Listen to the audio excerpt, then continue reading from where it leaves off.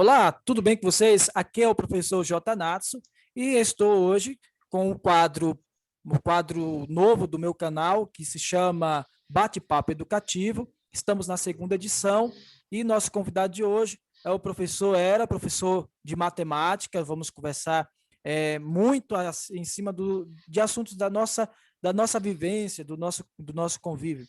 E eu não quero esquecer também de pedir a você que está assistindo o nosso canal, assistindo esse vídeo, que não se esqueça de se inscrever, não custa nada se inscrever, acionar o sininho, dar um like, comentar, interagir, isso é importante porque o YouTube vai perceber a relevância deste vídeo para a plataforma e assim mais pessoas poderão ver esse canal. Lembrando que você se inscrevendo é um incentivo para que para que possamos produzir mais vídeos. Obrigado, professor Era, por ter aceitado o convite. Estava esperando por esse dia e esse dia chegou.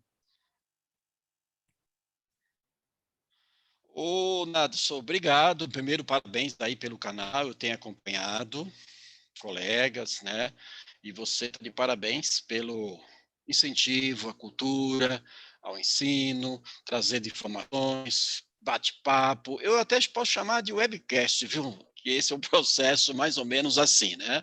Tem o podcast, que é a questão da voz só, e aqui fornece aí mais elementos do que só a voz.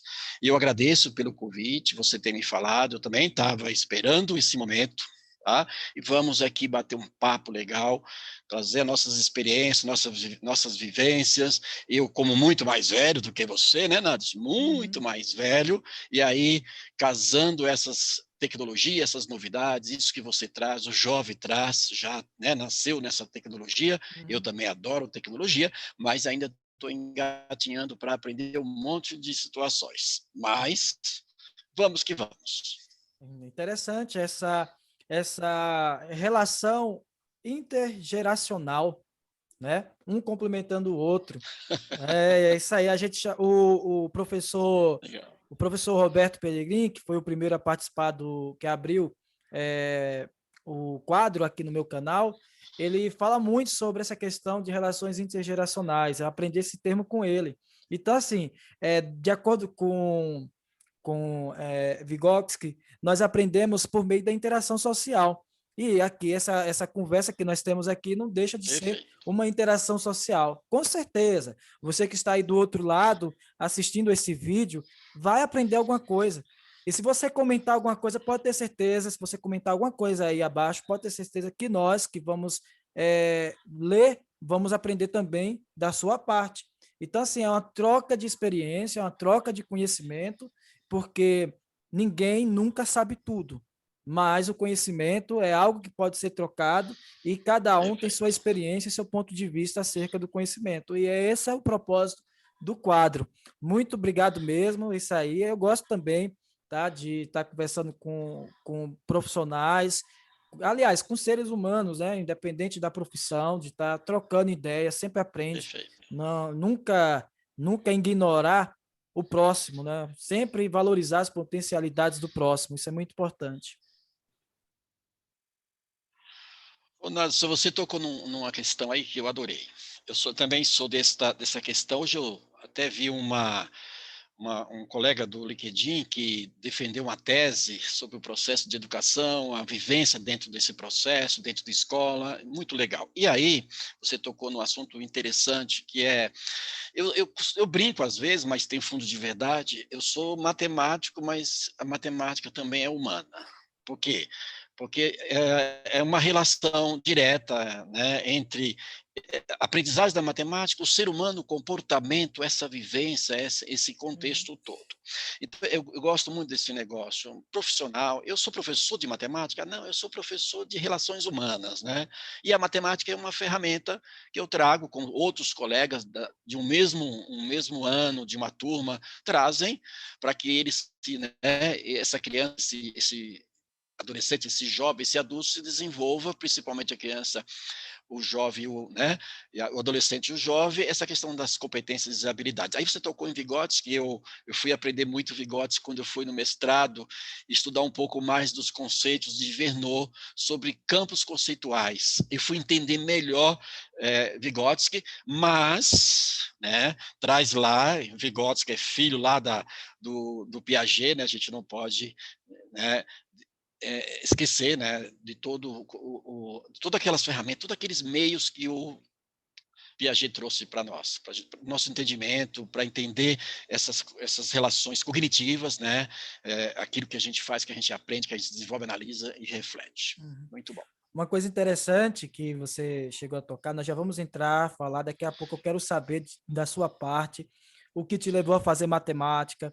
O meu Tá bom. canal tem uma ala muito importante para estudantes do ensino médio, eles ficam nessa dúvida, que curso eu vou fazer?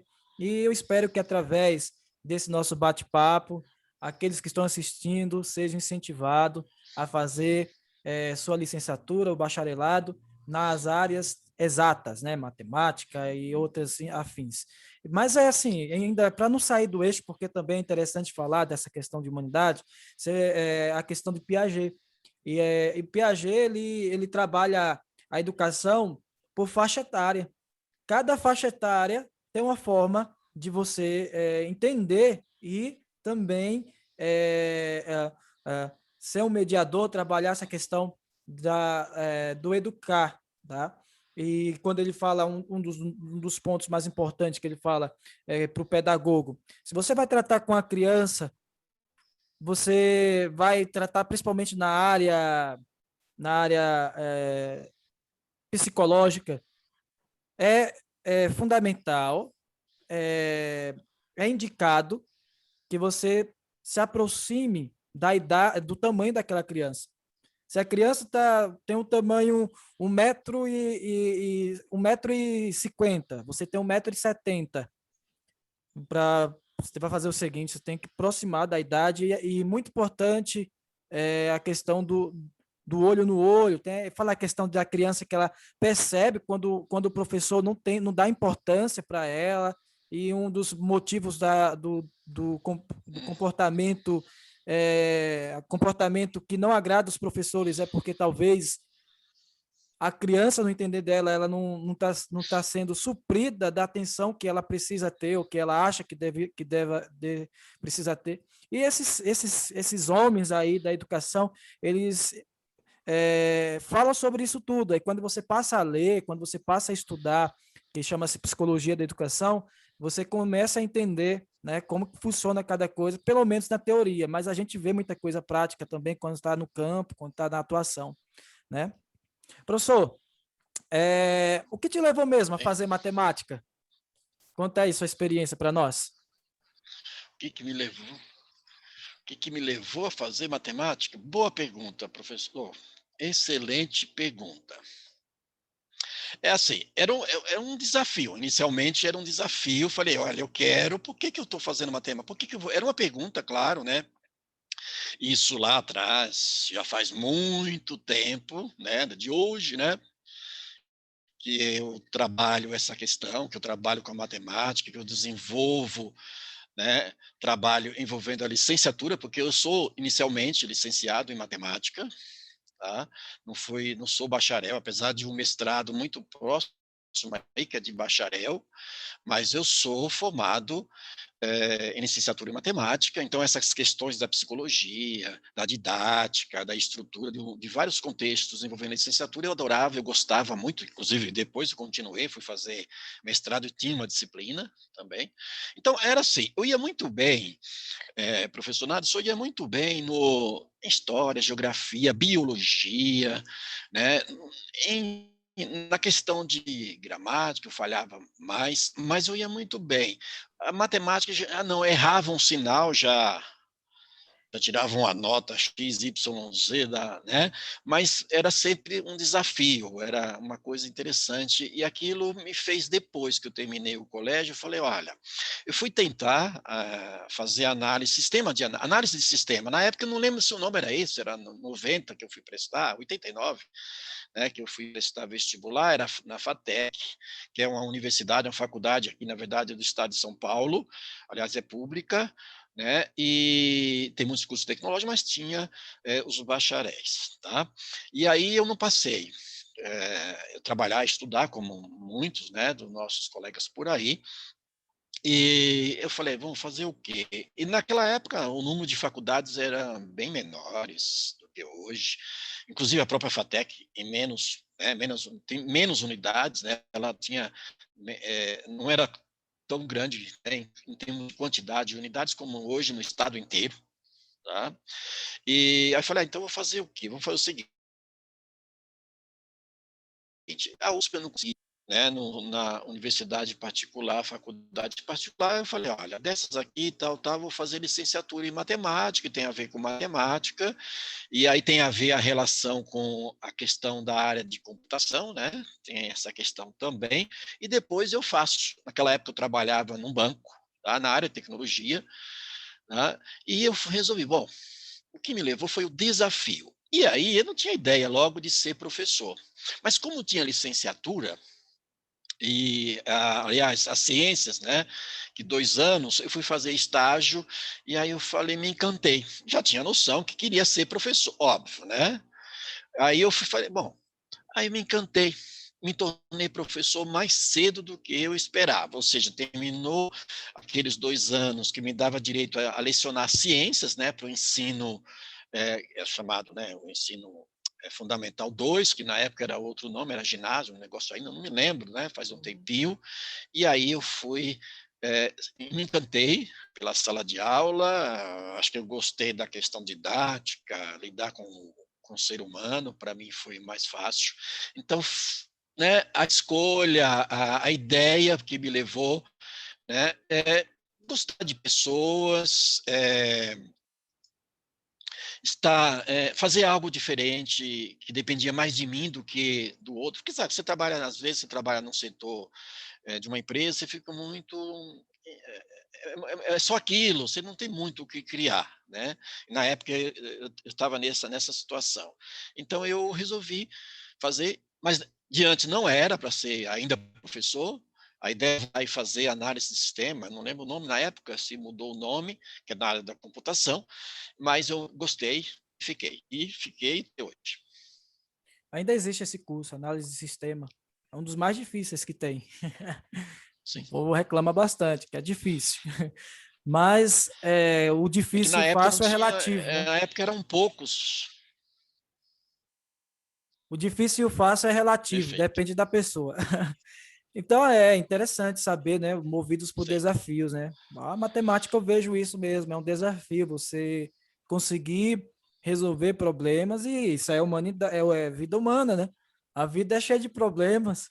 Você aprende a resolver problemas, já começa na escola com os problemas e as suas equações, a matemática. E aí eu mesmo, professor, eu não tive um planejamento de fazer faculdade. Meu planejamento era eu queria ser missionário. Terminei o ensino médio, eu fui estudar em Brasília. Fiquei um tempo em Brasília. Aí voltei, experimentei para ver como é que era. Não me adaptei. Daí eu tive que procurar profissão. Aí eu comecei a procurar fazer vestibular, essas coisas. Eu fiz vestibular, consegui passar em uma faculdade particular, porque se eu tivesse planejado fazer faculdade, provavelmente eu estaria na UNB, né? Eu estaria em alguma universidade pública. Mas foi essa porta que se abriu, a gente já conversou sobre isso. Eu tenho que aproveitar as oportunidades quando aparecem, né?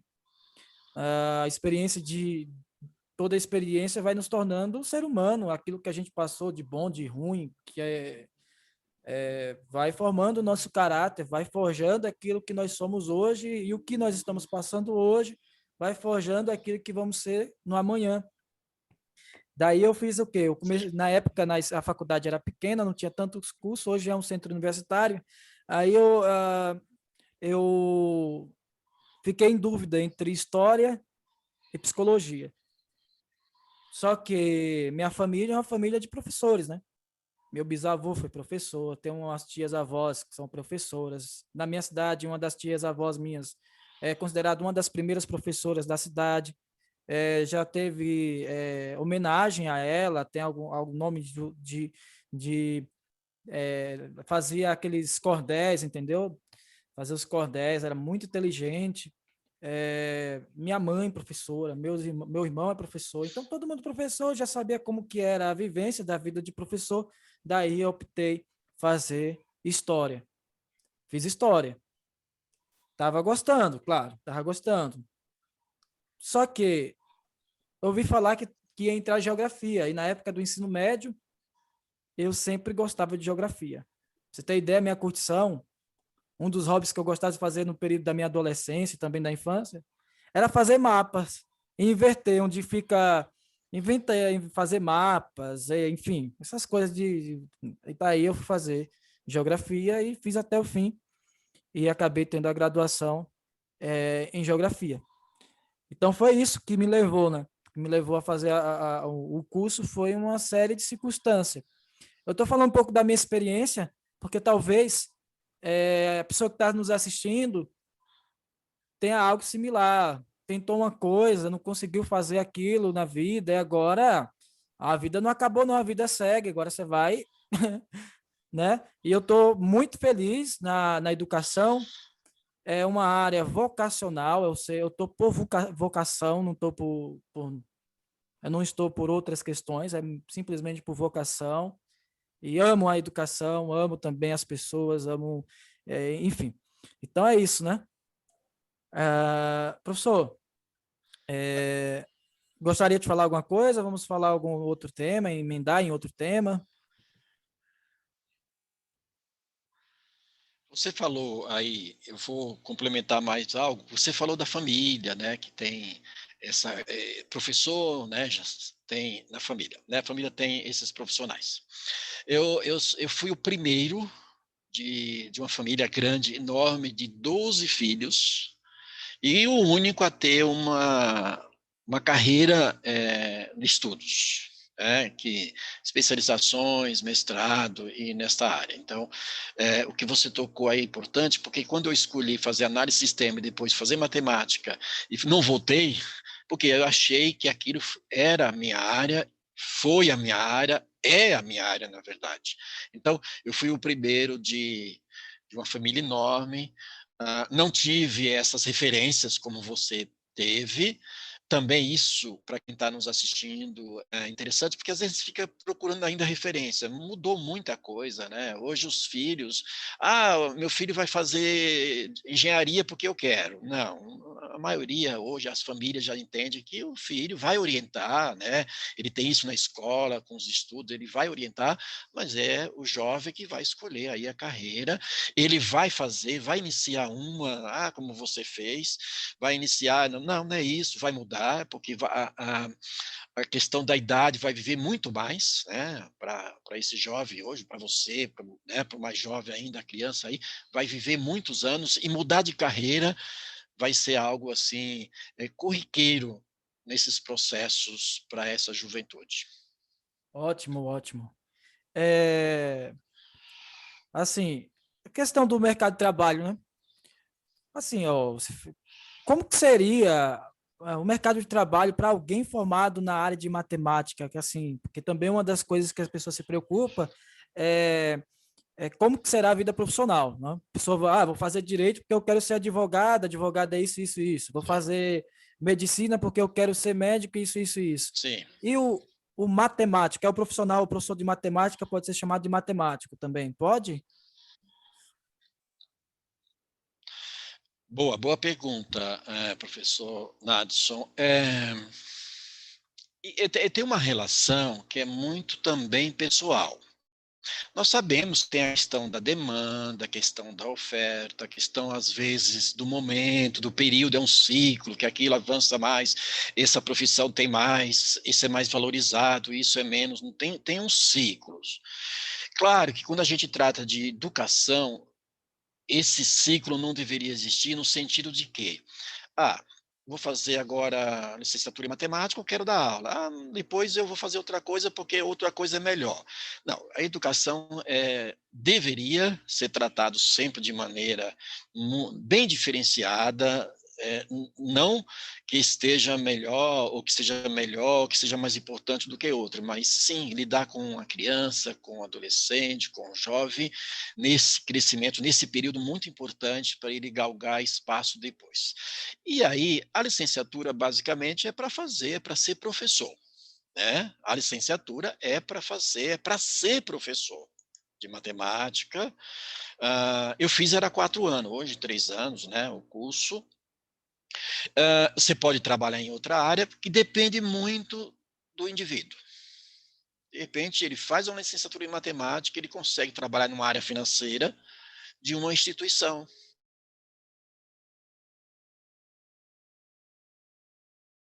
Eu fiz licenciatura em PCB, aquilo ser aplicado em outras áreas. E se ele, no processo, ele passa e ele está interessado, ok, aí vai comparar salário, porque você não vai poder, o que você não pode é assim, bom, eu vou fazer licenciatura que eu ganho pouco, eu ganho mais, eu ganho. Não. É uma vocação, é uma vontade, é teu objetivo fazer tal coisa. E aí depois você vai, né, deslocando para aquilo que você achar melhor.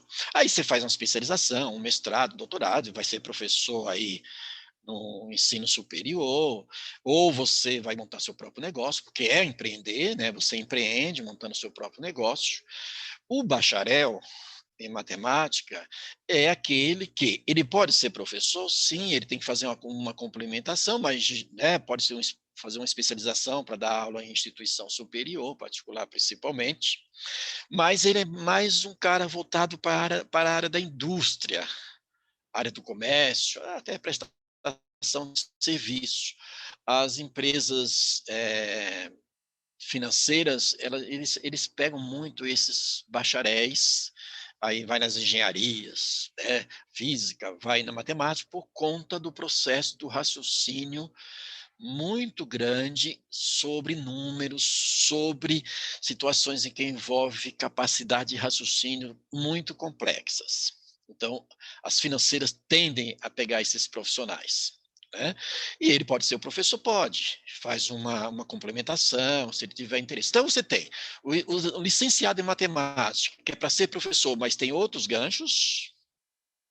Tem o bacharel, que é para trabalhar na área de pesquisa, na área financeira, indústria, em outras áreas, mas também quer ser professor, veja bem, né? Então, é muito da formação a qual ele quer que tenha, isso é importante, e as aptidões, suas vontades, né? A sua forma de ver e enxergar as coisas, que caminho ele vai render e ele vai galgar.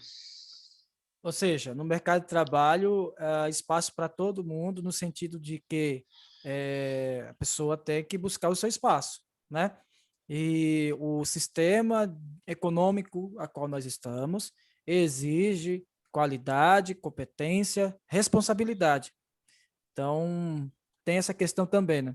Então, não adianta a pessoa ser super inteligente, mas é um irresponsável, não cumpre com as obrigações do trabalho. E não adianta a pessoa ser super responsável, mas também ela não procura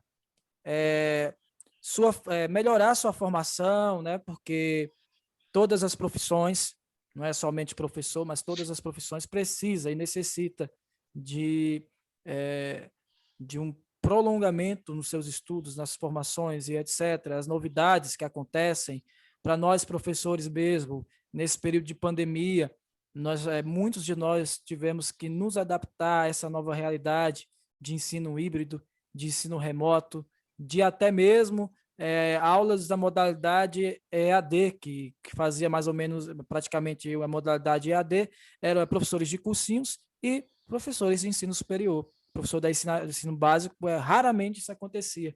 Então, passamos por isso, então é necessário estudar, é necessário experimentar, quebrar a cabeça, é muito importante às vezes, né, para você tentar. O que não pode é se acomodar no conhecimento que adquiriu, que foi com muita dignidade, e, e depois dizer que não precisar, sempre precisamos nos reciclar, não é verdade, professor?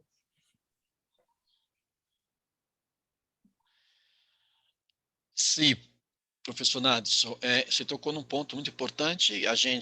A pandemia, na verdade, ela acelerou um processo que já era para ter acontecido, uma parte do que a gente está fazendo hoje. Já era para ter acontecido. A gente sabia que em algum momento a mudança no processo de educação ia mudar, né? E aí a pandemia acelerou esse processo, que foi, de certa forma, pensando deste lado dos professores, da família, principalmente os professores, se reinventarem, né? Buscar, como você falou, não dá para a gente estacionar, né? A gente tem que estar sempre atento como, como o mercado, como está a coisa está andando no mercado. Então a pandemia fez isso. E aí o reinventar. Você tocou no assunto da questão do aperfeiçoamento, está sempre procurando em qualquer área e agora mais do que nunca, porque todas as áreas estão atreladas à tecnologia.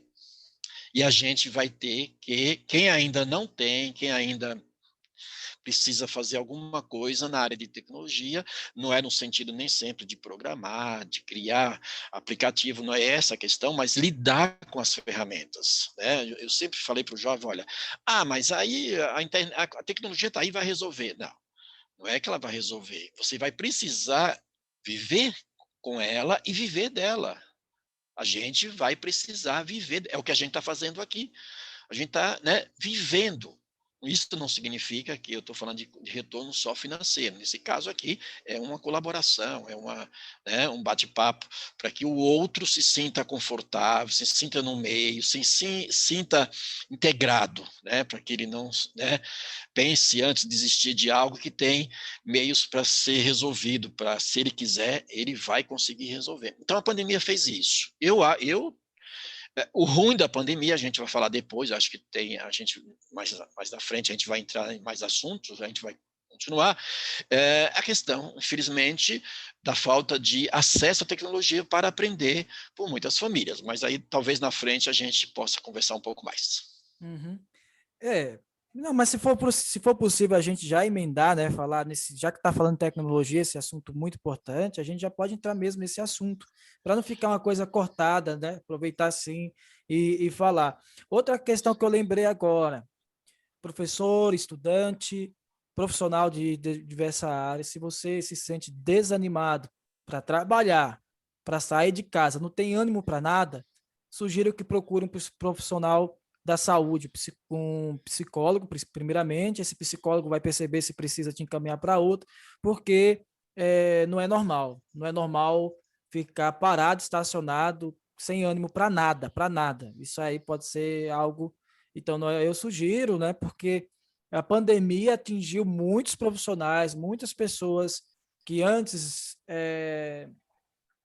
se não tinha problemas de ansiedade, ou se tinha era leve, passou a ser mais agudo. Se tinha problema de uma predisposição à depressão, agora ficou com depressão. Mas nós da educação, nós não temos condições de dar laudo nenhum, por isso que é importante procurar um profissional competente da área. É interessante saber isso. Não fique desanimado se você não tem tempo para nada. Aliás, tempo não. Se você não tem ânimo para nada, isso pode ser uma questão que vai além das suas condições que você precisa, das suas condições físicas, fisiológicas, que precisa de alguma questão. Eu estou falando isso porque muitos dos nossos colegas, infelizmente, passaram por isso, mas graças a Deus estão em tratamento, estão se recuperando. Perfeito. A pandemia trouxe isto, não foi só para os nossos colegas, para a gente, para a nossa área, Uhum. mas infelizmente para todo mundo, todas as áreas foram afetadas. Isso vai passar, e aí, como você falou, tem ajuda, buscar ajuda para que retome, né, as suas vontades, a sua capacidade, saber que aquilo tem muita gente precisando daquele conhecimento, necessitando do conhecimento, que ele pense nele e pense no outro, porque o outro precisa. O outro precisa daqueles que podem oferecer algo, que é o professor, ou Uhum, qualquer área, na verdade, né, tem a oferecer, mas a gente está falando de professor, o professor tem a oferecer, ele tem muito uhum, conhecimento, experiência, e de certo ele vai conseguir retomar, né, uhum. voltar à sua ativa, e aí ajudar muita gente, colaborar com muitos jovens. Professor, não sei se você ouviu, se você viu uma postagem, eu acho que foi da professora Joana, lá no Rede Brasil de Professores.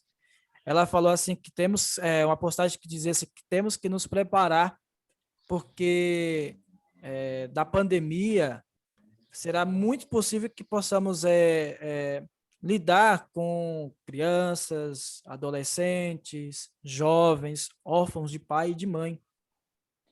E que aí se preparar com essa questão, né? Eu achei interessante, porque, né? Complicado. Ah, e sim, e sobre essa questão aí da tecnologia que nós temos que aprender a manusear, né? Inclusive,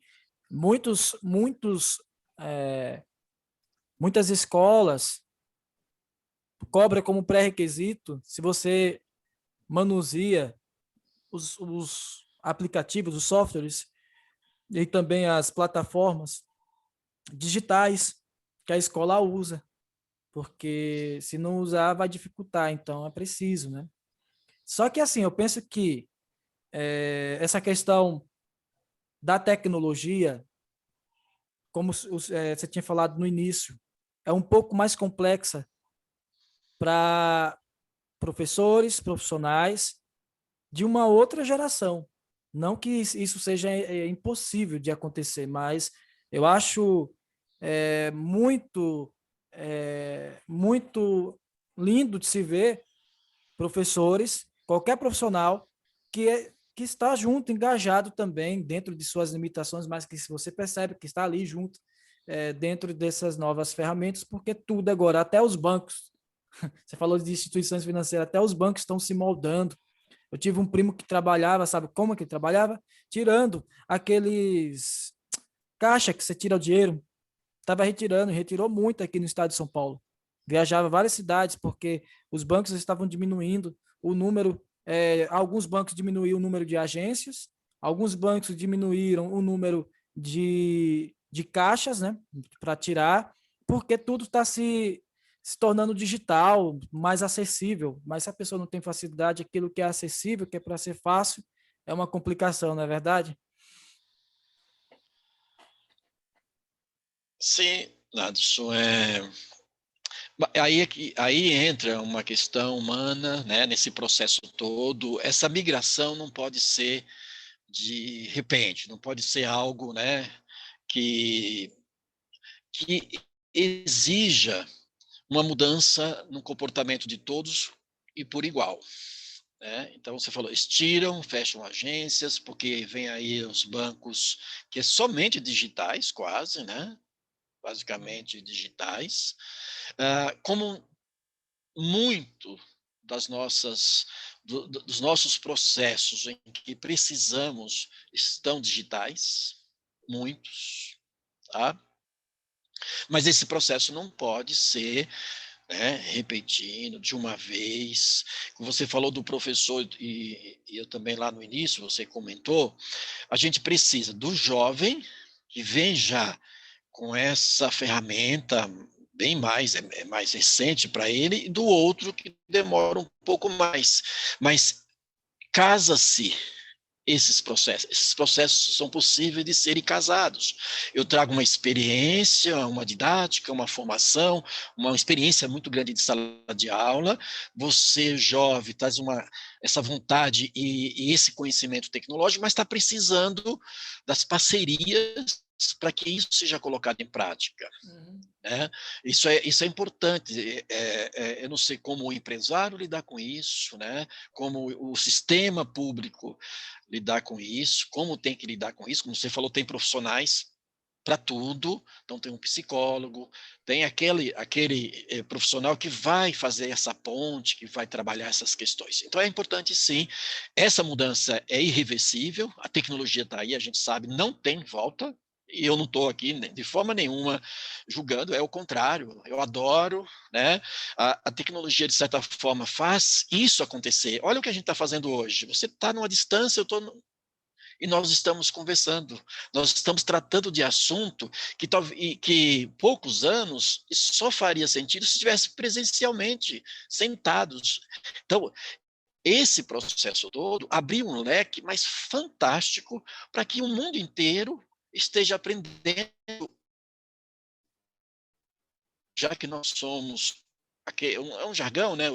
Todos somos únicos, porque eu, como um indivíduo, sozinho não tenho papel, mas em parcerias, em grupo, a gente faz a força, a gente faz a coisa acontecer, e é assim que funciona, né? Então, esse professor mais velho, ele vai, espero que a escola, os empresários deem oportunidade e vai trabalhando, porque ele tem esse movimento, ó, você tem um movimento interessante, o mais velho, o mais novo que está aqui, isso vai casando, e ó, Uhum. né? É. Segue, né, a melhoria no processo, porque não é só matemática, não é só biologia, não é só geografia, não é só história, física, química, não é só isso. As relações humanas têm que estar presentes nesse processo.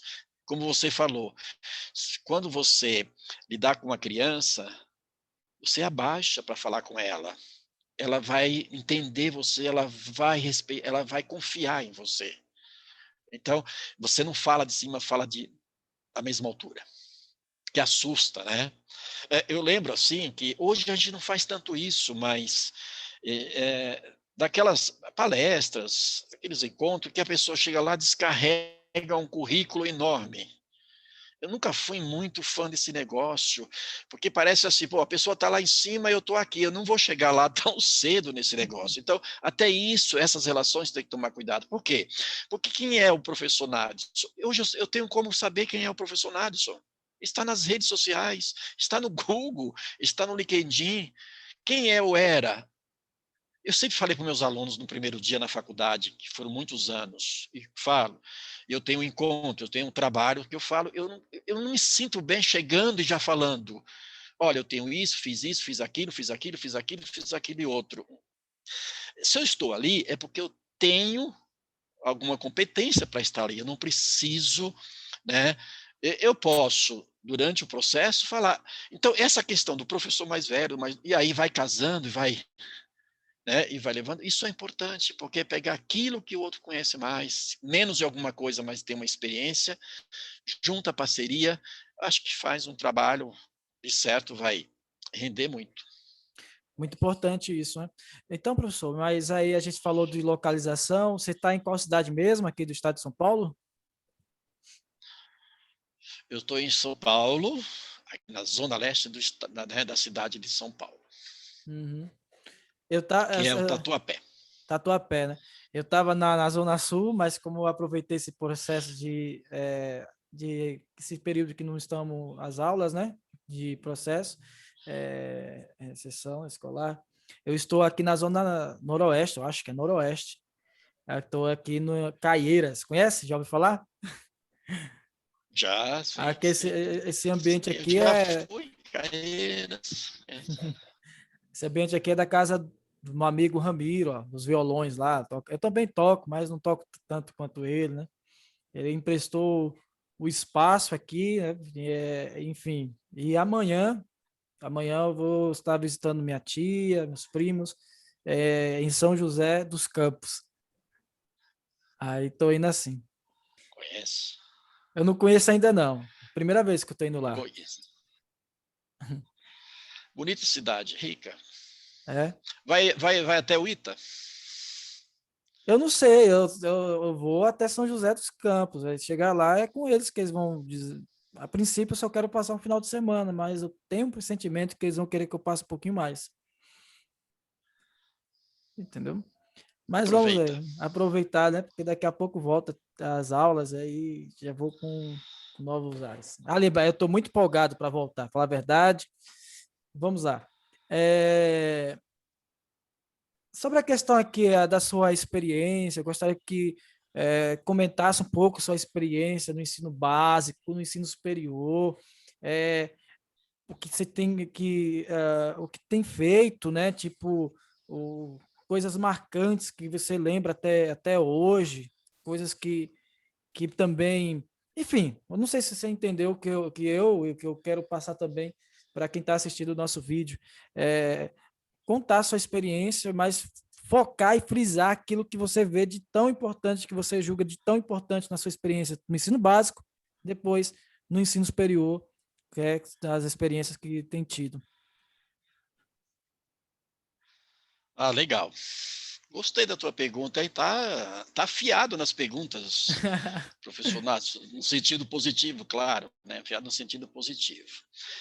Numa outra pergunta, eu respondi que eu fui fazer licenciatura, mas não tinha essa questão de ser professor logo. Mas aí, quando eu entrei para fazer estágio, gostei e não saí. Saí do banco, né?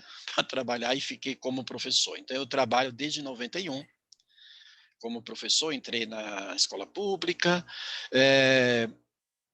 era um supletivo, o GEJA, na época era supletivo, mas também no, vamos chamar de Fundamental 2, né, depois o 3, e assim, depois fui me formando, né, graduando, e isso, fui mudando de cidade, né, comecei aí na Grande São Paulo, uma cidade chamada Itapevi, onde eu morava, depois eu vim para São Paulo, tá, quando eu vim para São Paulo já estava formado na graduação mesmo, né, com os 4 anos, tá, que foi em 93 para 94, tá? Consegui escola pública em São Paulo, e aí continuei o processo. E assim, como eu já ouvi muito, dizer assim, para ser professor tem que ter né, aquela coisa, tem que ser professor, tem que gostar muito, eu acho que é toda a profissão. Se eu fosse fazer o que eu vou fazer, o que eu faço, eu sempre vou fazer e já fiz e vou fazer com prazer. É aquilo que eu tenho que fazer, então é aquilo que eu vou fazer e colocar a minha dedicação toda sobre aquilo. Tá? Então, em sala de aula não fui diferente. Errei, falhei, de certo, né? Mas sempre procurando acertar. Acredite que eu até eu dei aula para uma turma, eu lembro, isso muito no início mesmo, eu não lembro que ano foi do início, 92, não lembro, e uma criança que não tinha material de escola, eu comprei o material, caderno, né? Caderno para entregar. Eu lembro que eu era assim, entre aspas, era o professor chato, né? Aquele professor exigente, aquele professor que cumpre o horário, que procura desenvolver o trabalho, não importa se é escola pública ou não, isso tive bem claro para mim. E eu lembro de uma coisa, que tinha uns cadernos, que eram os PCNs antes, né? Era um outro material que eu não lembro agora o nome, e não se falava na época de avaliação continuada. Eu sempre fiz avaliação continuada, sempre fiz. Depois se Visionário tornou, aí. né, o que a gente... Isso.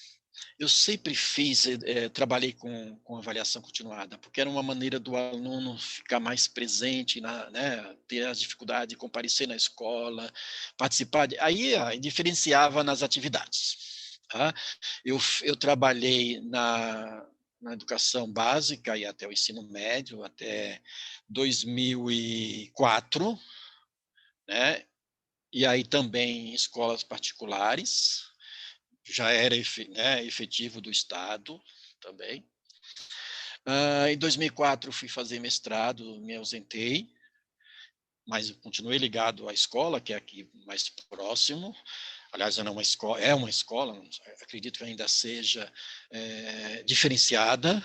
Foi aqui que foi inaugurado o SPID, né, o primeiro laboratório de informática do estado de São Paulo na escola pública. Então, tive o prazer de trabalhar nessa escola por alguns anos. Aí eu me afastei, depois do mestrado, fui fazer... paralelo a isso, num período aí eu fui para o ensino superior. Aí eu recebi uma proposta para atuar como coordenador também, da licenciatura em matemática, tudo que eu queria, tudo a ver com a minha área, né? Mas sempre procurando fazer... Eu sempre coloquei meu coração no trabalho. Sempre. Eu, eu, eu, eu trabalhava sempre assim, para mim é importante. Eu falava para os alunos, no dia que eu saí de casa, e para vir trabalhar, vim porque eu estava com eles, né? Ou eu vou falar, sair de casa para ir para uma sala de aula, para uma escola, ir com mau humor, ir sem vontade, falando assim: "Nossa, hoje eu vou entrar naquela turma, naquela sala". Sim, tinha os desafios, mas eu nunca, né, no ensino superior, eu sempre, trabalhei essa questão dos alunos: "Você sai da tua casa, do teu trabalho para vir para a escola, vem com vontade, você vai aprender muito mais". E quando eu vou com vontade, com determinação, com aquela coisa de fazer, de contribuir, de colaborar para o outro, a gente faz melhor, né. E aí fui migrando para o ensino superior só, tá. Fui coordenador de curso, presidente de comissão de avaliação de departamento, e aí no ensino superior, principalmente eu trabalhei na licenciatura, onde eu era coordenador, mas dava aula também em outros cursos, tá. Depois eu, né, mudei para uma outra instituição, trabalhei basicamente em 2 instituições de ensino superior durante aí meus 24, 25 anos, tá. E aí era a área de tecnologia e engenharia, dar aula de matemática mesmo, cálculo diferencial integral, que eu adorava, né, aquilo que na faculdade me pegou tanto, né, porque o cálculo diferencial é diferencial mesmo, exigente, tá. Eu fui dar aula e o que eu adoro é uma das disciplinas que eu adorava e adoro trabalhar, né, cálculo numérico, que é a matemática aplicada, a matemática discreta, aí, né, álgebra e geometria analítica, né, estatística também. E esse período todo de trabalho eu sempre fui focado em sempre querer, claro, como todos, de acertar. Eu acredito que eu contribuí. O que era forte, segundo os alunos, no meu trabalho, nas minhas questões, né, de envolvimento, era fazer diferente, sim, tinha projetos, né, eu lembro de colegial de projeto, eu lembro de 99 um projeto que eu fiz de modelação, que era trabalhar a relação dos alunos, do conteúdo com a prática, que era atividades profissionais, como prática educativa, inclusive é um dos títulos do meu livro, do primeiro livro para a educação matemática, que é trazer o conhecimento que os marceneiros, né, tratavam nas suas áreas para estudar a matemática envolvida. E eu lembro muito bem que a gente fez armário, assim, né, fez a maquete da escola. Eu lembro que esse ano marcou muito, que foi no oitava série, chamava oitava série, né, que hoje é oitavo ano, nono ano, que eu fui ser paraninfo da turma, né. Ou seja, o envolvimento nesse processo. E outros projetos aí em faculdade, né, nas instituições que eu trabalhei. E sempre procurando fazer, com determinação, com um prazer mesmo de estar, de ficar, de envolver. Tanto é que na última faculdade que eu trabalhei, que eu não vou falar aqui, não falar do nome, eu fiz um curso, foi em 2012, de um ano. A coordenadora falou: "Ô Hera, vai tomar conta dessa turma", foi um processo que houve de uma empresa alemã chamada REPA, com um convênio no Brasil, e essa instituição ganhou esse convênio. Então eu fiz um curso de um ano chamado Gerenciamento de Projetos, que era para o pessoal da engenharia mesmo, né. Mas eu brinco muito, assim, eu fiz muitos cursos pequenos, menores, além dos grandes, que eu sou igual a mulher para sapato, tá. A mulher vai comprando sapato, quem gosta de sapato, tem lá um monte de sapato, nem usa todos, né. Eu faço assim: "Olha, eu faço curso, vou fazendo curso, eu tenho certeza que uma hora eu vou usar alguma coisa daquele curso", e sempre usei. A gente falou aí em dar continuidade ao processo de aprender, eu sempre fiz vários cursos na área de PNL, na área de economia, né, na área de gestão, na USP, eu lembro muito bem, na FGV, olha eu fazendo propaganda da FGV aqui, tá. Eu fiz muitos cursos e todos eles eu sempre usei alguma coisa na minha vida, sempre. Uhum. Eu acho que não há problema em fazer propaganda de instituições de ensino superior, ensino privado e tal, haja vista que o meu canal não tem esse objetivo de fazer barganha, né? O objetivo é de estar ajudando as pessoas, de estar contribuindo, né? Enfim, então, do que foi falado, muito rico, enriquecedora a sua experiência, mas eu queria aqui pautar uma situação. Eu lembro, ainda eu alcancei, assim, eu sou novo, né? Mas eu ainda alcancei o período em que as pessoas chamam. Não existia esse negócio de ensino fundamental um e 2 não. Era primeiro grau, segundo grau, etc, etc. É, isso aí.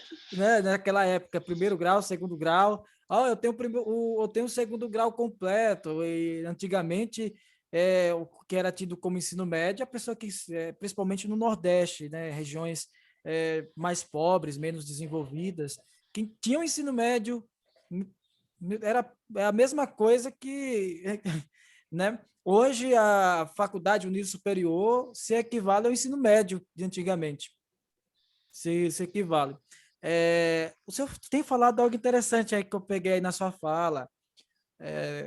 O senhor produziu, escreveu livros, é isso mesmo? Sim, nada, se eu tenho. Eu falei, a gente nasce, cresce, casa, tem filho, planta árvore, faltou o livro. Então eu já tenho, né, os livros aí. Eu quero produzir mais. Eu tenho 3 livros. Esse de 2010, que é resultado do mestrado, mas transformado em cara de livro, que é uma proposta para a educação matemática, ou seja, pegar algumas atividades profissionais, trazer para matemática, para a sala de aula e estudar matemática envolvida com aquela da grade curricular, claro. Eu fiquei muito contente porque esses dias eu tenho um ex-aluno que está fazendo um mestrado na Unifesp e ele vai escrever um artigo, algo para participar de um trabalho, pediu a minha coautoria, e aí eu fui pesquisar para mandar para ele mais algumas coisas, eu fui pesquisar e aí eu encontrei referências, já tinha muito, mas agora eu vi referência, né, do livro até em mestrado, né, da educação matemática. É algo gostoso de né, não é questão do ego, mas é a questão assim, você fica feliz que o teu trabalho produziu algo, tá? E vai produzir. Eu não dei continuidade ao trabalho, né? E o outro é um romance, acredite se quiser, tá vendo que eu sou da área mais de. Eu sou humano, não sou matemático, né? Eu, é o Oh, encontro, destino, coincidência ou construção, mas você sabe que né? os pensadores E que é uma antigos, história real. o senhor sabe que os pensadores antigos, eles eram filósofos, matemáticos, historiadores, geógrafos, eles juntavam tudo aí. Então, não deixa de estar na humana. Continuei, desculpa. Imagina. E meus livros estão na linguagem simples, tá? Eu sou muito fã das coisas simples da vida. Não que eu não tenho nada contra a Norma textos, culta, essas palavras, coisas, né? né? Na norma muito culta, oculta, né? Nada contra. Eu estudo, eu leio muito, né? Então, quer dizer, muito não sei, né? Eu leio, né? O que eu Uhum. posso ler. E esse livro, que é o segundo, que é um romance, é uma história real. Então, a ideia, assim, muita gente que vai ler, que for ler, ter acesso, vai se sentir no contexto, entendeu? Vai se sentir no contexto, vai se ver naquele contexto. Se você tiver oportunidade, está na linguagem simples, tá? Eu mando depois, mas talvez você vai identificar algumas coisas, né? Ou que você passou, ou que você sabe, que você conhece pessoas que passaram, né? E o terceiro eu diria assim, está na sociologia, uma classificação, chama Desconcordo, a arte do diálogo. Qual era a ideia? Qual é a proposta e qual foi e qual é? Que a gente falando aqui agora há pouco de o mais velho, o mais novo, esse casamento rende muito no processo, a ideia era de quê? E a proposta? Que a gente pode dialogar, falar, conversar sobre diversos assuntos. Duas pessoas que se propõem né, que são civilizadas, e não estou dizendo aqui de pessoas que têm estudos não, X, Y, Z, não é isso. Duas pessoas podem conversar sobre vários assuntos e aprender. Eu aprendi muito, né, de ouvir. Eu fui sempre muito de ouvir. Então, a proposta, eu trouxe 20 assuntos da sociedade, escrito numa terceira pessoa, não me coloquei, né? Mas por trás, como eu sou um ser da sociedade, eu tenho essas ideias do que as pessoas podem, querem e podem fazer. Então, eu trago 20 assuntos, 20 né, referente a que é comum. Eu começo lá com a família, que eu acho que é o alicerce, tá? Que é o capítulo de referência, mas os outros 19 capítulos voltados para assuntos, diversos assuntos da sociedade. Não tem crítica, não. É um diálogo mesmo, perguntas, né, que você possa responder, que o outro possa responder. Ótimo. Vou fazer uma pergunta aqui, não é obrigado a responder, já vou dizendo. Sou Esse casado? livro, Sou. não, essa pergunta é o seguinte, você falou que escreveu um romance. Tá. Das três obras, as duas últimas é porque o primeiro é mais voltado à matemática, né? Mas, É mais assim, pedagógico, é é mais mais pedagógico? É pedagógico. mais pedagógico. Mas das É. três, as duas últimas, todas são muito boas, as duas últimas que soou melhor para mim. Principalmente a terceira, tá? Porque esse negócio de romance, eu tô aqui no lugar, a mulher tá lá longe, e aí fica. Não, deixa aí. Vamos lá. Vamos. Mas assim, essa questão do romance, alguns são relatos de sua vida? Será? Não é obrigado. Desculpa ter feito essa pergunta, mas você falou de romance, onde vai tirar tanta inspiração para escrever um romance? Porque necessita de inspiração. Eu diria que é uma história romântica, entendeu? Mas com cheia de situações em que muitos passam, entendeu? Será que é minha? Não sei. Hum, Eu diria que poderia ter um paralelo grande, certo.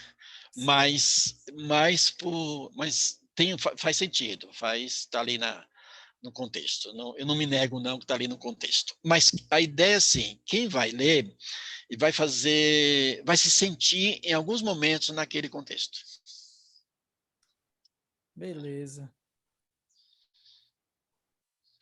Tá bom. Vamos lá. E a outra questão que eu queria saber, como foi? O senhor achou muito, desculpa, você achou muito difícil a questão de publicar livro? Esses livros são publicados, são livros físicos, são e-books? Como que eles são? Você achou muito difícil a partir do primeiro? Qual foi a burocracia? Deve ter alguma burocracia para fazer isso.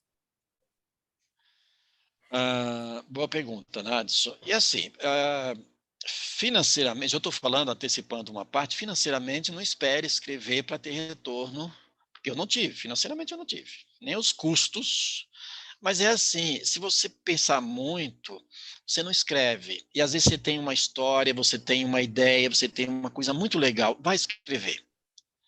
Hoje lançar um livro, e-book ou físico, não é difícil, não é difícil. O primeiro é só físico, tá? A editora, até para a época, 2010 ainda, tá? Iniciando muita coisa, tá? Os dois, o segundo e o terceiro, tem nas duas versões, né? E assim, o custo todo de produzir, de capa, de registro, tudo isso é por conta do autor. Tá? E o meu contrato com a editora é uma porcentagemzinha da venda, entendeu? Hum, Então, a partir do momento que está com eles, os dois últimos estão na mesma editora, existe os pedidos, então está se fazendo os pedidos, eles vão, ou o e-book, ou se for físico, eles vão produzir e vão entregar. E aí eu tenho uma porcentagem após venda desse processo. Mas existe coisas que a gente não tem o controle. Eu não consigo, eu não vou ter o controle da editora, o que ela faz com. Não sei, eu não sei, eu não penso nisso, porque se eu pensar muito nisso, eu não faço, eu não produzia. Porque eu tive muito assim durante esse período, eu falei assim, tipo assim, isso aí não vai dar em nada, você está gastando seu tempo, é difícil o autor ganhar dinheiro. Mas eu não pensei nessa questão, em momento nenhum pensei. Eu falei, se vier, ok, tá bom. Mas eu pensei mesmo em escrever, em querer colocar algo que só dependia de mim. uhum. Entendeu? Não dependia mais de ninguém, dependia de mim. E aí eu custeei, claro, a publicação. E ainda tive, no segundo, eu tive uma editora que me passou a perna, vamos falar assim no jargão aí, me passou a perna, levou um dinheiro, sumiram, pus advogado, tudo, não se acha, estava em nome de laranja, sei lá o que aconteceu, mas eu, tudo bem, fiz a publicação em outro lugar. Veja bem, esse mesmo livro fiz a publicação em outro lugar, em outra editora. De repente, essa editora, que é do Sul até, a capa saiu linda, era um outro formato de negócio ainda, tá? A capa saiu linda. Mas o que aconteceu? De repente, essa editora passou de vender no varejo, só vendia no atacado. Eu teria que comprar os livros e vender. Falei, não, isso não é o meu meio, eu não tenho essa habilidade. Uhum. Aí eu tive que tirar, gastei todo um dinheiro para capa, para isso, para aquilo, tá certo? Diagramação, um monte de coisas lá.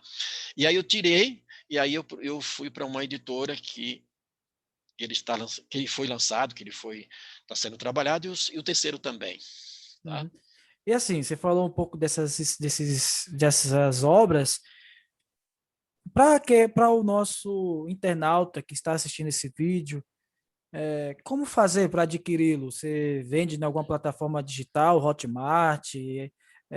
Se tem em alguma livraria, se tem também na Amazon. Amazon hoje tem tudo que você procura, não sei se tem lá. Como que a pessoa faz para stand virtual, que também é outra plataforma super buscada também, onde que pode encontrar? Obrigado. É assim, Nadson, hoje o jovem, ou outras pessoas que têm dificuldade, no meu caso, se entrar no Google e digitar meu nome completo, que aparece aí, você depois vai aparecer, né? Aparece meu nome completo, que é Ivanilton Rios Alves, por isso do Era, para Uhum. facilitar, e é o meu negócio, é meu trabalho que eu faço outro, que eu tive que reinventar também nesse processo todo, eu tive de reinventar, né, da pandemia. Eu já vinha, mas agora acelerou. Entrar no Google, coloca meu nome. Ou entrar no Google, coloque pelo menos parte dos títulos, né?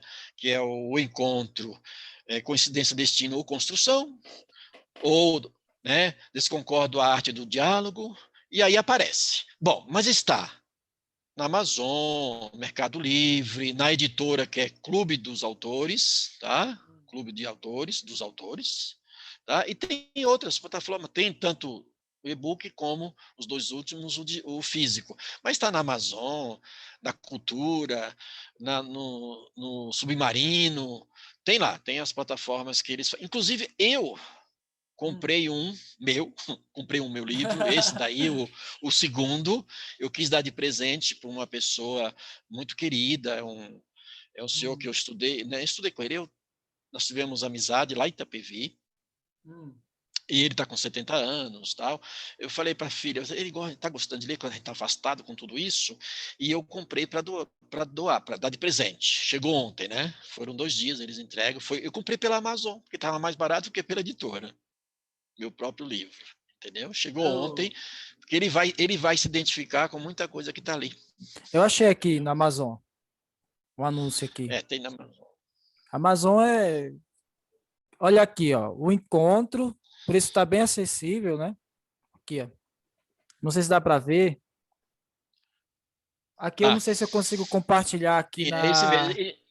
Compartilhar algo para ver se eu acho no navegador. Deixa eu ver aqui. Tá conseguindo ver alguma coisa aí, professor? Aqui é a nossa pauta de conversa. Sim, Eu vou procurar só está aqui a aparecendo nas Amazon. duas. É, vou procurar aqui, ó. Se eu colocar o seu nome como pesquisamos, o nosso papo é fluido, né? Aí, Sim, então, Evanildo, Rios, Evanildo, Evanil, isso. só que Evanildo tá meio lento aqui. Você está segurando o microfone, o outro demora mais mesmo. É. Mas é porque tá lento, Evanildo, Newton, Tom, Evanilton. Tom. Vai aparecer aqui, eu acho que por aqui fica mais fácil de ver. Ah, Evanilton, e vou Rios. colocar minúsculo mesmo, por questão de Não, isso não tem pressa. problema, né? Alves. Alves, E aí, se você deve aparecer os títulos, os... Aqui né? apareceu sua plataforma na Jus Brasil, stand virtual tem também, ó, Tá livro vendendo alguma Givanildo Alves. coisa? Geralmente nas stands virtuais, na stand virtual, o pessoal também lê, Isso, aí isso aí é um eles. vídeo, viu, Nadson? Isso é um vídeo sobre o primeiro livro, que eu explico como é que é, qual é a ideia, qual é a proposta. Tá? Uhum. Tem muita coisa sua aqui, tem vídeo no YouTube. Aí tá o livro, né? Eu vou colocar aqui na plataforma da Amazon, que foi onde eu abri. Cadê? Se você, peraí, coloca no de baixo aí, ó, no clube de autores, que ele Cadê? lá, ele menciona, mais embaixo, ele menciona lá quais são as plataformas que tem parceria. Aí, Vamos geralmente ver. ele é,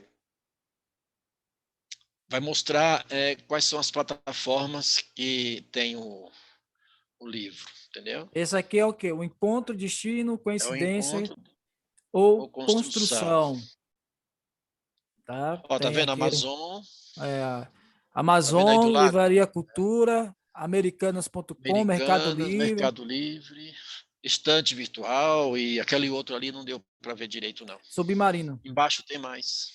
Ao submarino, né? É, você acha também e-book no Google Play. Você Tem o acha, e-book. você acha também no Amazon. Enfim, Sim. é só. Você tem, Tem a digita aí o sinopse outro. aqui. Digita aí o outro para aparecer também. Olha aqui a foto do homem. Foto antiga. Mas não mudou muita coisa, Ah, tá não. Mudou muita embaixo. coisa, não. Não, tá, já é lindo. Ó, aí esse é o terceiro, entendeu? Uhum. Por exemplo, Entre os encontros. as capas sou eu que escolho, entendeu? Eu Eles que mandam monto. várias, eles mandam várias e Isso, você escolhe. isso. Aí eu monto e aí vai para eles, aí tá pronto, é só produzir. Ó, você vê que os preços estão bem acessíveis. Enfim, ótimo, ótimo, ótimo. Muito bom. Divulguei aqui.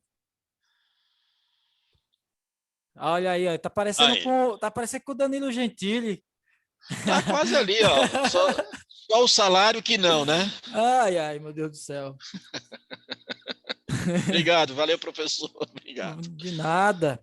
É, vamos agora falar sobre interdisciplinaridade, professor. Vamos falar em Oh, maravilha. disciplinaridade. A questão da interdisciplinaridade, eu sou professor de geografia, mas você sabe que a ciência é uma só, né? Aí existiu o plano cartesiano para separar as cadeiras, separar as áreas e tá. Você vai encontrar, nós percebemos que a ciência é uma só quando a gente trabalha a interdisciplinaridade de forma que você vai ver que os conhecimentos eles se acrescentam, os conhecimentos se acrescentam, tá? E Sim, aí, professor, você sim. já teve a oportunidade de trabalhar de forma interdisciplinar durante todo o nosso bate-papo?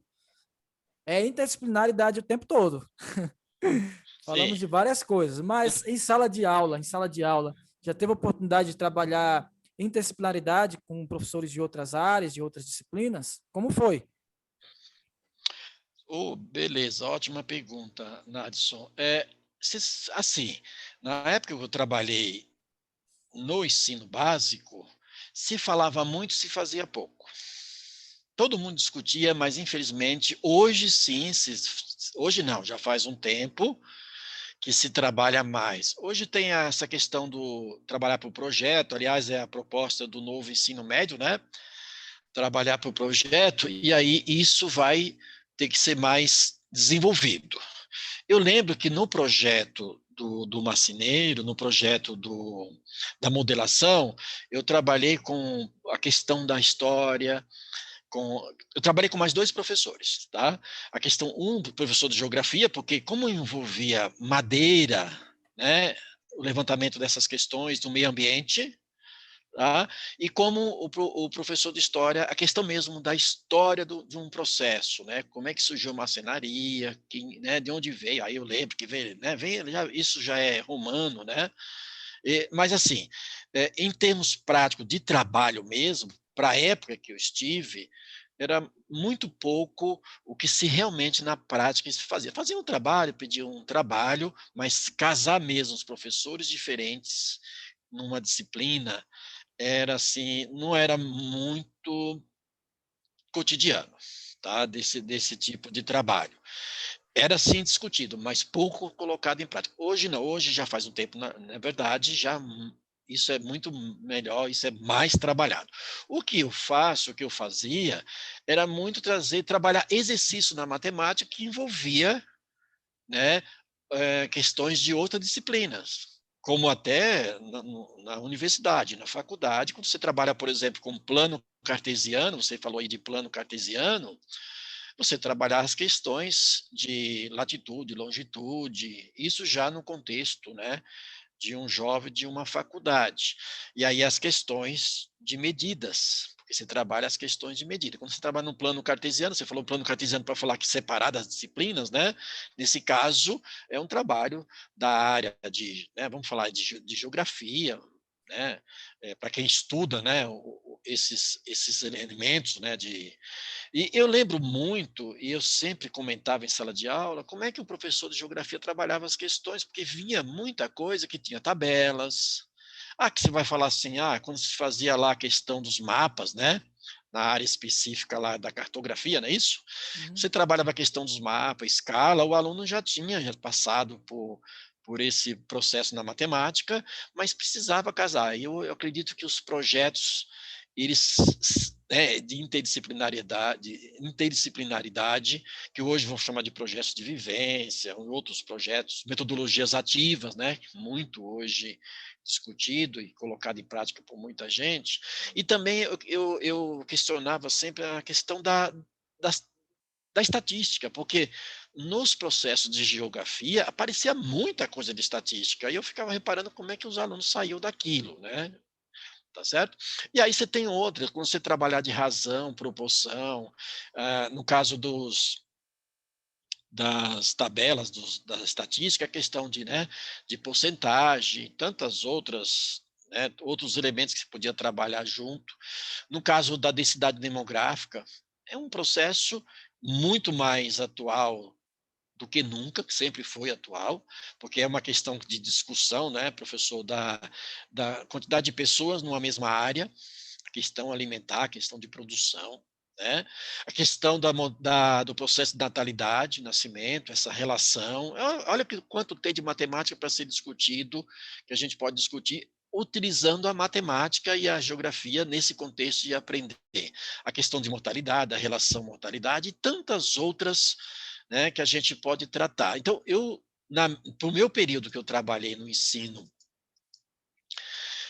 básico, se discutia muito, mas muito pouco em prática. O que se Uhum. fazia, assim, um professor como eu da matemática, tratava de um assunto, de um exercício, trazia um problema para a matemática, para discutir aquilo, mas não era muito de você fazer um projeto juntos. Vamos É, trabalhar assim. matemática é interpretação também, né? Por exemplo, aquelas perguntas de raciocínio lógico. Você pode trazer uma pergunta envolvendo geografia, você pode trazer uma pergunta envolvendo história, você pode trazer uma pergunta envolvendo qualquer disciplina. Aí o aluno ele vai ler ali, entender o contexto, mas o professor quer que ele resolva determinada situação daquele problema de contexto geográfico, de contexto histórico. Um dos grandes problemas, professor, do professor de geografia é que quando as pessoas vão fazer, geralmente, né? Geralmente, existem exceções. Geralmente, quando a pessoa vai fazer um curso como história, geografia, sociologia, filosofia, é porque eles se consideram não tão legais em matemática. E a pessoa, quando vai fazer o curso de geografia na universidade, acha que não vai pegar matemática, algo voltado para matemática. Aí se frustra ou encontra um desafio quando de repente pega uma disciplina como cartografia, que trabalha com essa questão de gráficos, trabalha com essa questão de mapas, tá? E há uma diferença também daqueles que fazem bacharelado para aqueles que fazem licenciatura. Os que fazem licenciatura não é obrigatório focar tanto nos cálculos, tendo em vista que você tem calculadora, você tem os softwares também que pode te ajudar no cálculo e etc. Tá, e etc. Tá? Enfim, mas a matemática está, questão, cálculo de escala, né? Porcentagem. Esses cálculos assim básicos aparecem, só que muitos professores, por estar em uma, já falando de plano cartesiano, optam por facilitar o processo. Se fosse o professor de geografia que tem facilidade, que tem prazer em ensinar matemática também, ele ia fazer o quê? Ia dificultar um pouco para o aluno. Olha, tira a calculadora de lado, tira isso aqui. Você não aprendeu na aula de matemática isso? É dessa forma. Então, a fórmula é essa. A fórmula está aí. Se vira. Mas muitos professores de geografias, eles acabam, quando vai tratar dessa área da cartografia, facilita para o aluno usando calculadora, usando outras ferramentas para facilitar, tá? Existe essa diferença na questão, mas há interdisciplinaridade nessa questão da matemática, tá? Para a precisão das escalas, precisão se é uma precisão muito boa, se é ruim, etc. A localização geográfica também envolve também matemática, quando se trabalha em localização. Enfim, eu já tive a oportunidade de trabalhar em interdisciplinaridade, inclusive eu gosto, sabe? Eu gosto demais. Aliás, eu gosto de fazer coisa nova, que pintou de novo, eu estou lá em cima para ver o que é que acontece. Aí o que acontece? Sendo que a interdisciplinaridade não é novo. É porque houve um processo aí na educação, não é? Que cada um foi para o seu lado, etc. Mas no início de tudo, como eu já tinha falado, os pensadores eles eram tudo. Por exemplo, uma figura chamada Heródoto, não sei se você já ouviu falar desse personagem. Os historiadores vão dizer que é historiador. Os geógrafos vão dizer que ele é geógrafo. E se ele foi historiador, geógrafo, matemático, físico, filósofo, teólogo, espiritualista, enfim, essa ciência cartesiana quer separar o. Mas não é bem assim. Eu entendo que houve essa questão de separar para facilitar a questões avaliativas, né? Como o processo de avaliação. Mas lidando com o ser humano integrado, ele não existe muito bem, porque você vai para o mercado de trabalho, no mercado de trabalho você vai lidar com psicologia, você vai lidar com sociologia, lidar com espiritualidade, vai lidar com tanta coisa. Então é isso. Você acha que a interdisciplinaridade prepara o ser humano para a vida, não só para o mercado de trabalho, mas para a vida. Porque a vida não é feita de caixinha, agora é matemática, agora não é bem assim, é mais dinâmica. Não é vertical. É horizontal. Aí, eu fico imaginando um professor discutindo renda per capita, né, com o pessoal de geografia, com os alunos, né? O rendimento disso que se dá em cálculo, em forma de raciocínio, de grandeza de raciocínio, aí vem, né, questões outras que a gente não vai discutir, como políticas, melhorar as questões de vida das pessoas, e aí eu vejo na questão do desmatamento tão atual. São muitos números, são muitas tabelas para você diferenciar que tipo de desmatamento, como está, como não está, gráfico, entendeu? Que aparece muito. Então, olha só num processo de desmatamento, por exemplo, você pode estar discutindo gráficos, porque há uma quantidade enorme de gráficos que demonstra as várias situações. Quando você trabalha com tabela, aí nesses casos tem porcentagem, não tem razão, tem proporção, área, olha a riqueza nesse trabalhar com área na prática, seja na vivência de alguém, mas pelo menos é a vivência de alguém. Uhum. Aí onde se desenvolve as capacidades, as competências e habilidades do jovem. Volume, porque você trabalha em madeira se trabalha com volume. E aí até discutir, mas como assim volume, professor? Uma coisa que entendeu? Unidade de medida, transformações de medida, é um contexto enorme de uma parte da geografia. Agora, você comentou agora há pouco, professor Nadson, uma questão aí interessante, que é fugir para não dificultar. Não é bem esse o termo, claro, a gente está usando, mas não é esse. Isso não é só não foi só da geografia, não foi só da história, não foi só da biologia, entendeu? Ser facilitador, professor, que queira chamar, dá trabalho, exige né? Repetição às vezes. E aí, na matemática também, isso foi muito forte por muitos anos. Eu não sei como é que está hoje, mas dependendo do local, forte para não dificultar. Eu quero ter menos trabalho, infelizmente, tá? Eu quero ter menos trabalho, eu não dou isso, eu dou só aquilo. A vida inteira eu observei que, assim, porque quando você trabalha com equação do segundo grau, você teria que fazer, vamos lá, um processo contextualizado para entender, porque é a parte da modelagem, da matemática, porque a matemática, por si só, ela é modelagem, ela nasceu de uma necessidade. A coisa não nasceu para, eu quero ter uma disciplina, vai ter uma disciplina de matemática, eu inventei. Não, matemática não foi inventada, ela foi criada a partir de necessidades. Aí, claro que há invenção, porque você estuda algo, modela, você chega numa fórmula. Então, a ideia qual era? Primeiro, você tem que desenvolver. Bom, tem várias formas, mas assim, você vai primeiro trabalhar o que é a equação do segundo grau, quais são os elementos que compõem a equação do segundo grau. Bom, essa é incompleta, então como é que se resolve uma equação incompleta? Resolve usando a álgebra. Não se usa fórmula para resolver uma equação do segundo grau incompleta de dois modelos incompletos, o AC e a B. Bom, quem está aí da matemática, né? E a completa, depois.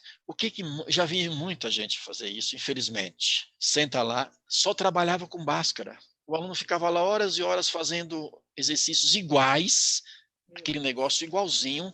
Aí ele achava, a única coisa que ele aprendia lá na frente, quando a gente falava, olha, eu lembro da forma de Bhaskara, de tanto usar o Bhaskara, quando você poderia usar outra, só que isso dá trabalho. Então, você falou aí da geografia, o professor acaba fugindo naquela época, hoje, porque não quer se comprometer, porque há uma exigência, tá? Em alguns tópicos, e ele desconhece, então, e como ele aprendeu, ele também vai para a prática fazer aquilo. E outras disciplinas, a matemática não era diferente, entendeu? Então, não é uma questão de ser tradicionalista, de ser construtivista, não. É uma questão mesmo profissional, de vontade, de querer, de fazer, dá trabalho. E aí, como você falou, o aluno acaba gostando, porque ele acha que aquilo é o real, que aquilo era o conteúdo que ser dado. E o outro é que estava dificultando, o outro é que não sabe trabalhar, entendeu? Isso aconteceu, já vi muito disso, inclusive em faculdade. É, Inclusive em faculdade. muito bom, muito bom. Então, professor, nós estamos com mais de uma hora de bate-papo, quase uma hora e meia aqui, o papo fluiu, tá? E vamos aqui encerrar o nosso bate-papo. Eu gostaria que qual seria o melhor caminho para bons resultados na educação? Vou contextualizar a pergunta. Segundo alguns rankings, a educação brasileira não é das melhores da América Latina. Imagine no mundo. Na América Latina, países como o Chile, para você ter ideia, está acima do Brasil, tá? O Brasil disputa com a Venezuela, para você ter ideia, a questão da educação. É, mas não foi nem sempre, sempre, a educação não foi sempre assim, tá? Porque quem entende de estatística, você pode ter um estado muito bom, que a educação vai muito bem. Mas se os outros 25 estados não for muito bom, não vai adiantar muita coisa, porque é uma soma generalizada estatística. Então, acontece isso. A educação do Brasil, em dados estatísticos, em alguns rankings, não está boa. Outra questão, em muitos lugares, a educação é levada por meio dos números. Por exemplo, aluno que merece ser reprovado porque não alcançou determinadas competências, aí vai à secretaria ou os superiores e diz, ó, tem que passar, porque está pautada em números. Eu não sei se foi essa questão da educação brasileira estar lá embaixo para ter essa necessidade de ter uma educação pautada em números, que números nem sempre diz a realidade. Esses números aí, por causa da generalização. O que o senhor, que você tem a dizer, na sua opinião, claro, né, de suas experiências, qual é o melhor caminho para o Brasil melhorar essa situação de bons resultados na educação? Boa pergunta, boa colocação, boa explanação, professor Nadson. Estatística é complicado, dependendo da visão, da forma como ela é recebida ou ela é colocada. Tem, né? Tem as variantes aí. Mas é assim, brincando, a estatística é muito fria e aí você tem que analisar dois lados, né, da mesma moeda. Então, se eu comer 2 frangos e você nenhum, na média nós comemos 1 frango cada. Só que eu tive problema intestinal sério e você ficou com fome. Mas na média você comeu 1 frango, você estava ali comigo comendo a mesma coisa. Tá? Então, é muito complicado a estatística. Eu tinha um mestre, que é o chamado mestre dos mestres, eu considero, que era o Biratan D'Ambrosio, que faleceu, infelizmente, há poucos dias. Eu tive o prazer de fazer um mestrado com ele na PUC, ele ser meu orientador, tá? E uma pessoa assim de um conhecimento, e ele sempre questionava esses levantamentos do PISA, por exemplo. Aí nós vamos falar, mas o PISA já vai lá para uma parte, vamos falar mais aqui, onde a gente possa ser, a coisa pode ser palpável.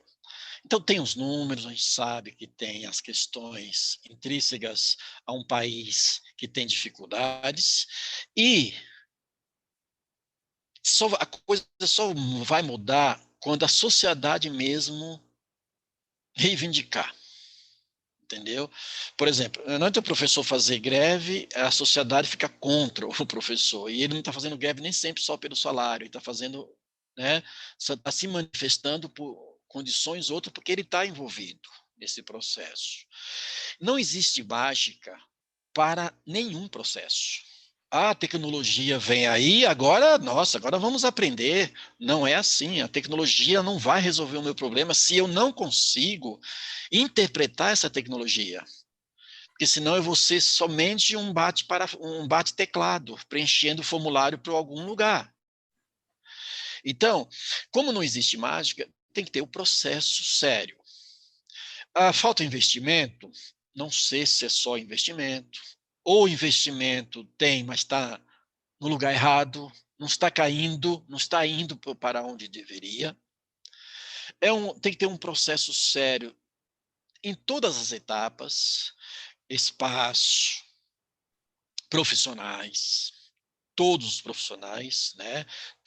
Quando todo esse processo, investimento, o querer do sistema, da sociedade, para a coisa ocorrer bem, com tudo isso, falta o que vai ficar para ser trabalhado no processo lá com o aluno. E deixar bem claro, se você não quer aprender, você não vai aprender. Você pode ter todas as ferramentas na tua mão. Mas isso é o nosso olhar, um olhar de adulto, um olhar de jovem como você, um olhar de outros jovens que estão no ensino médio. Mas a criança precisa ser trabalhada. Então, quando a gente fala assim, alguns países, vamos falar da Finlândia, né, que está sempre aí no topo, não é isso? Aí vem o Japão, vem a Coreia do Sul e outros países, Dinamarca, Holanda, tem os, né? Em que o aluno entra de manhã e fica o dia inteiro na escola, geralmente. Tem a parte acadêmica, aquela de conteúdo, de estudos, e tem a outra parte que compõe esse todo, que são as atividades extracurriculares. Estou dizendo que aqui a gente vai ter escola para todo mundo desse jeito? Não, a escola pública principalmente não, porque precisa de um investimento muito grande para que isso aconteça. E além do investimento, é a seriedade. Se você for numa... Eu não fui, mas eu tenho reportagem, né, séria. Numa escola, por exemplo, no Vale do Silício, o famoso Vale do Silício nos Estados Unidos, né? As escolas de fundamental e médio é lousa e ainda a giz. Por quê? Porque tem um momento que você tem que ir para a lousa, você tem que o professor tem que explicar para todo mundo, Tem os conteúdos que exigem matemática, que exige que você demonstre, e tem um momento que ele vai pegar num aparelho de tecnologia, num laptop, num tablet, num smartphone, para estudar tal coisa, que já vem um projeto, está tudo direitinho lá. Tanto é que escola desse tipo, os filhos das pessoas que estão à frente desse processo, colocam nessas escolas. E outra coisa, eles não têm acesso até certa idade, não é todo dia que eles têm acesso a um smartphone, a um tablet, ao computador, tem horário para isso. Os pais colocam. Por quê? A grande possibilidade com a tecnologia, esse da dispersão, da distração, e você corre risco de não aprender, não aproveitar todas as etapas. Isso até para a gente adulto, às vezes a gente tem que falar, eu tenho que fechar a janela essa, vou ficar só com isso, porque senão eu fico indo e voltando, isso distrai. E aí, para que tudo isso ocorra por aqui, que é uma outra realidade, além do processo ter que ser sério, é sério em todas as etapas, para a gente mudar isso. Porque só a tecnologia não resolve.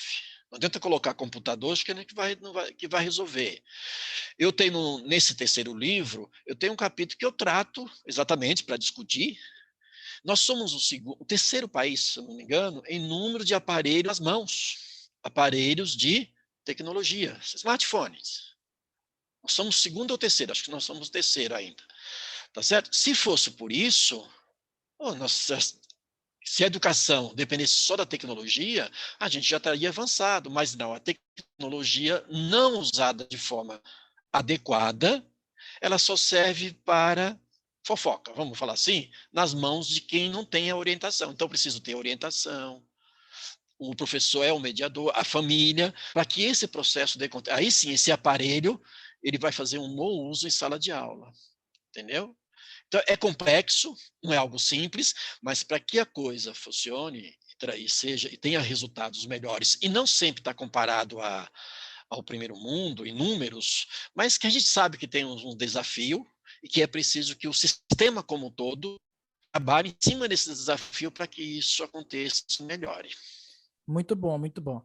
Professor, estamos chegando no final, mas antes, calma aí, antes de agradecer, já agradecendo, mas vou agradecer de novo, eu queria falar aqui que o professor ele participa dos projetos voluntários, né?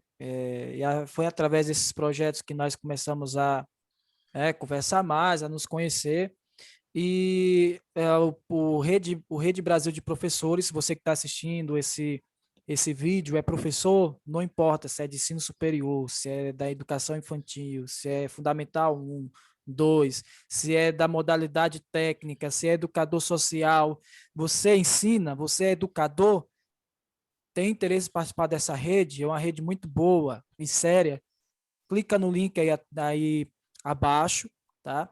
Eu vou deixar um link específico para o grupo de professores aqui. E eu vou deixar um link, porque assim, é um grupo muito sério. Não, na verdade, não vai ser o link do professor, não. Vou deixar um link para entrar em contato comigo, para fazer a triagem. Conversa comigo primeiro, tá? E depois eu te coloco no grupo. Os demais grupos vão estar no link lá de redes sociais e projetos sociais, que nós vamos ter ali o grupo do terceiro ano. Se você está no terceiro ano ou já se formou do terceiro ano do ensino médio, está procurando fazer vestibular, procurar fazer faculdade, entra nesse grupo. Lá tem o professor Era e outros professores que são voluntários que podem estar ajudando dentro do tempo dele, das condições que eles têm, porque são voluntários, tá? E também existe o grupo do ensino fundamental 2 até o segundo ano do ensino médio. Também tem professores disponíveis lá também para estar ajudando, além de outros estudantes que gostam de estudar e aí também acabam ajudando outros. São grupos sérios, tá? Se você tem interesse de entrar, é só clicar no link. E tem outras coisas. Tem o meu Instagram, siga lá, professor J. Natson, a professor underline J. Natson no Instagram. Tem o canal do YouTube, não se esqueça de se inscrever. Tem o link se você também é professor, minha rede é personalizada mais para educação, então se você é professor e quer, siga lá. Também Tem o blog, também eu coloco conteúdos de geografia, enfim, o que eu puder fazer, tá lá. E também eu queria falar também, o professor tem um trabalho muito importante também para você que quer fazer concurso, para você que simplesmente quer ampliar o seu conhecimento, para você que quer fazer Enem vestibular, ele tem um trabalho praticamente de graça, porque existe custo, existe tempo, que é na plataforma do Simpla. Não sei se tem outra plataforma, eu gostaria que o professor falasse um pouco melhor desses cursos aí. Antes de encerrar, eu te agradecer. Ah, obrigado, professor. Sim, eu conheço aí no WhatsApp os dois grupos, realmente vale a pena, são dicas, orientações, você pode, né, aí no grupo, né, do reforço, principalmente, mas dos professores, né, que é interessante, porque os colegas, professores vão colocando, tem processos gratuitos, tem uma pergunta que você orienta, tem indicações de plataformas com cursos específicos. No meu caso, professor, eu vou falar primeiro do canal, que são mais de 850 vídeos, é gratuito, claro, né? Tem conteúdos para o ensino básico, para o ensino médio, para o ensino superior, para vestibular, para Enem, para concursos, tá?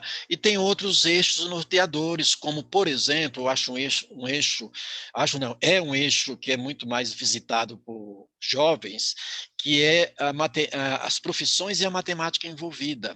Então, são muitos vídeos com as profissões e eu trago, claro, a atuação desse profissional, que ele estuda, e trago a grade curricular de matemática, para que a gente falou da geografia, né?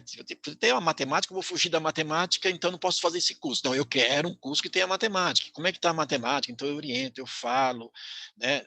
Eu deixo lá minha expertise nesses vídeos. E outros que eu não vou comentar, é só acessar, o era-matemática, tá? Que é o endereço lá do YouTube, tá? O /era matemática, tá?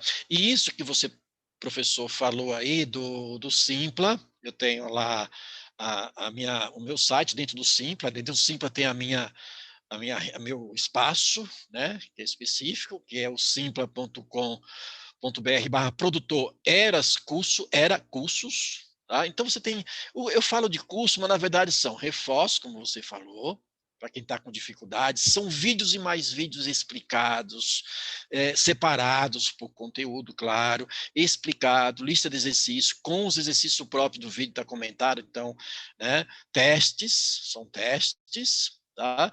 E aí, para nivelamento, quem tem dificuldade, está no ensino superior, está com dificuldade em cálculo diferencial integral, por exemplo, limite, derivada, integrais, tal, né, equações diferenciais, tem lá o reforço para esse estudante e para vestibular.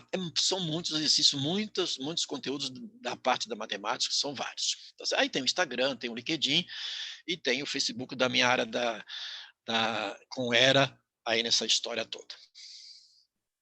O era que é. Muito obrigado. Era presente. Então, muito obrigado por ter aceitado o convite. Foi um bate-papo muito enriquecedor e só tenho que agradecer, tá? Muitas gratidões. Estou até sem palavra, estou emocionado. Muito obrigado, professor. Eu agradeço pelo convite e, de certo, como nós falamos, nós tratamos, a gente sempre aprende com o outro. O diálogo quem resolve não são os conflitos, são os diálogos. Então, Muito aquele bom. abraço, espero que aproveite aí esse vídeo para alguém, sempre tem alguém interessado em algo que vai gostar do nosso papo. Muito bom, muito bom. Tchau, tchau. Não se esqueça de se inscrever no canal, acionar o sininho. Nos ajude, precisamos da sua ajuda, viu? Nós pedimos ajuda sim. E também se inscreva no canal do professor. Era lá, ó, eu vou deixar também na descrição para você clicar e ir lá se inscrever. Vamos somar força. Falou? Tchau, tchau. Muito obrigado.